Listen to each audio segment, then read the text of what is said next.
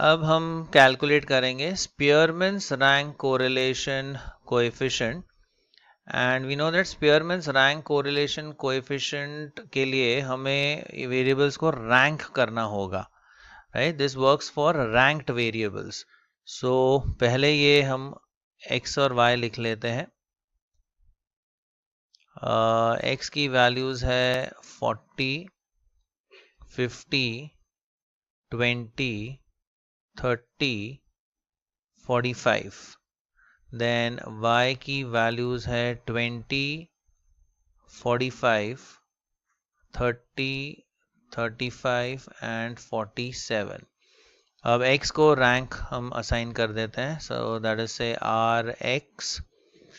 अब first rank मिलेगा highest value को, दैट इज 50, ये होगा हमारा फर्स्ट रैंक। फिर सेकंड रैंक आएगा 45 को, third rank 40, then fourth rank will be for 30 and fifth rank मिलेगा 20 को। अब रैंकिंग हम करते हैं y का। फर्स्ट रैंक 47, सेकंड रैंक पे होगा 45, थर्ड रैंक पे 35, 30 will be at the fourth place and 20 ये आएगा फिफ्थ प्लेस पे। अब इन दोनों का difference between the ranks, that is d rx minus ry, और आखिरी कॉलम हमारा आएगा d square. Now 3 minus 5 that's minus 2, 1 minus 2 ये आएगा minus 1, 5 minus 4 is 1, 4 minus 3 1 and 2 minus 1 is also 1. Now if you observe summation of d ये हमारा आएगा 0, right? minus 3 और ये plus 3, so cancel out होके 0 हो जाता है, बट हमें चाहिए d स्क्वायर, so minus 2 का स्क्वायर हो जाएगा 4, इसका स्क्वायर 1, 1 का स्क्वायर 1, अगेन 1 एंड अगेन 1। तो d स्क्वायर का total, that is summation of d square, ये मिलता है 8। ये बाकी के कुछ टोटल्स नहीं चाहिए हमें। And now we apply the formula for non repeated ranks. यहाँ पे देखिए कोई भी रैंक रिपीट नहीं हो रहा है, there are no ties, so the formula is rs is equal to 1 minus 6 times summation of d square upon n into n square minus 1, या हम इसे ऐसे भी लिख सकते हैं n cube minus n। अगर n कॉमन ले तो ये हो जाएगा n into n square minus 1, ये वाला पार्ट। ये अगर मल्टीप्लाई करते हैं so it is n cube minus n। So let us make the substitutions। ये आएगा 1 minus 6 times, अब d square का टोटल मिला 8, n that is number of pairs of observations वो है 5, तो ये आएगा 5 cube minus 5। So this will be 1 minus ये आएगा 48। Now 5 cube is 125, 125 minus 5 is 120। So we have rs equal to 1 minus, now 48 divided by 120, let us divide this, 48 by 120 is 0.4। तो अगर हम सबट्रैक्ट करते हैं तो rs की वैल्यू आती है 0.6। So this is how you calculate Spearman's rank correlation coefficient for non-repeated ranks। अब यहाँ पे हम कैलकुलेट करेंगे correlation coefficient using the concurrent deviation method. तो x आएगा, फिर ये y का कॉलम आएगा, फिर डिविएशंस ऑफ x जिसे हम नाम देते हैं dx, डिविएशंस ऑफ y जिसे नाम देते हैं dy, और इनका product that is dx into dy। अब पहले वैल्यूज लिख लेते हैं, ये है 40, फिर 50, 20, 30 एंड 45।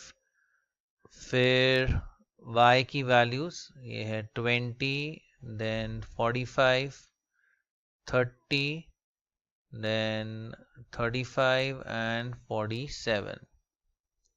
अब डिविएशंस देखते हैं। तो डिविएशंस बेसिकली हमें चेंज देखना है कि अगर पहली वैल्यू से दूसरी वैल्यू बड़ी है so it's going on the higher side, तो डिविएशन पॉजिटिव आएगा, और अगर वैल्यू कम होती है तो हम डिविएशन का साइन नेगेटिव लिखेंगे। फर्स्ट वैल्यू को हम छोड़ देते हैं, देखिए 40, तो यहाँ पे हम कुछ भी मेंशन नहीं करेंगे। अब 40 का हो गया 50, तो वैल्यू इंक्रीज हुई है, तो यहाँ पे हम प्लस साइन लगा देंगे। फिर 50 हैज चेंज टू 20, ये कम हुआ तो minus sign. Then 20 increases to 30, तो ये प्लस। 30 इंक्रीजेस टू 45, तो ये भी आ जाएगा प्लस। अगेन 20 के लिए कोई भी हम साइन नहीं अटैच करेंगे। अब चेंज देखते हैं, 20 का हो गया 45, सो इंक्रीज हुआ तो प्लस। 45 का हो गया 30, ये डिक्रीज हो रहा है, सो माइनस। 30 से जा रहा है 35 पर, तो ये इंक्रीज हुआ तो प्लस। 35 इंक्रीज टू 47, ये भी हो जाएगा प्लस। अब basic rule of multiplication algebra का, पॉजिटिव इंटू पॉजिटिव, ये आ जाएगा पॉजिटिव। नेगेटिव इंटू नेगेटिव, ये भी आपका पॉजिटिव। बेसिकली अगर सेम साइन हुआ तो आपको पॉजिटिव लिखना है। ये दोनों भी सेम है तो ये भी पॉजिटिव, ये दोनों सेम है ये भी positive. So these number of positive science, यहाँ पे नंबर ऑफ पॉजिटिव साइंस हैं 4, और ये नंबर ऑफ पॉजिटिव साइंस को हम बोलते हैं concurrent deviations. So number of concurrent deviations, that is C. So C is the number of positive signs in this product का column. So number of concurrent deviations है 4. Next हमें value चाहिए M की। M is the number of deviations. अगर deviations देखें X के column में या Y के deviations हम देखें 1 2 3 4, यहाँ पर भी 4 deviations है। So number of deviations, that is M, is 4. So remember number of deviations जो होता है it is total pairs minus 1. Okay, तो C है number of concurrent deviations, यानी जो last column है उसमें कितने positive signs है वो है C, and M है number of deviations जो हम easily ढूंढ सकते हैं as n-1. तो हमें C की वैल्यू मिल गई, M की वैल्यू मिल गई। नेक्स्ट हम ढूंढेंगे ये वाला factor 2C minus M upon M. Let us calculate this. तो ये आएगा 2 times 4 minus 4 upon 4. So therefore 2C minus M upon M, इसकी वैल्यू है 2 4s are 8. 8 minus 4 is 4, and 4 divided by 4 होता है 1, and therefore we could say RC, that is coefficient of concurrent deviation, is equal to, अब since 2C minus M upon M ये positive आया तो ये formula में से लिखेंगे, अंदर बाहर हम पॉजिटिव साइन लेंगे स्क्वायर रूट के, सो प्लस, और अंदर भी पॉजिटिव आएगा 2C minus M upon M. So basically this is the formula for RC. It's plus minus root of plus minus 2C minus M upon M. तो अगर 2C minus M upon M positive आता है तो अंदर बाहर हम positive sign रखते हैं। ये क्वांटिटी अगर नेगेटिव आती है तो अंदर बाहर हम नेगेटिव साइन रखते हैं, और इसकी वैल्यू यहाँ पे हमें 1 मिली है, so this will be plus root of plus 1. So basically that's square root of 1 which is equal to 1. तो यहाँ पे RC की वैल्यू हमें मिली है 1, which clearly indicates a positive correlation. ये method however it's just a casual method. आप सिर्फ quickly identify कर सकते हो कि कौन से type का correlation है.